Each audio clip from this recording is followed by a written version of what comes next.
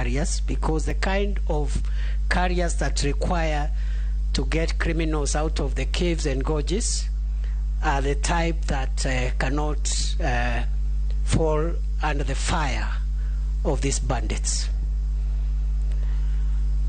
I know a case has been made that violence is not an option, and I agree. But it's one of the options.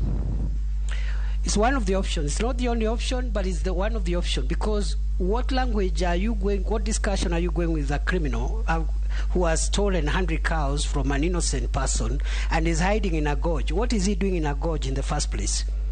So you flatten the gorge to start with.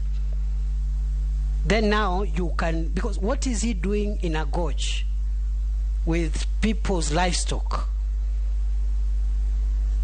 So that is one of the issues, the issue around capability, including personal protection of the young officers that we send sometimes, and even the more experienced ones. I've seen a GSO officer was shot the other day, somewhere in Baringo, shot dead in the line of duty, and then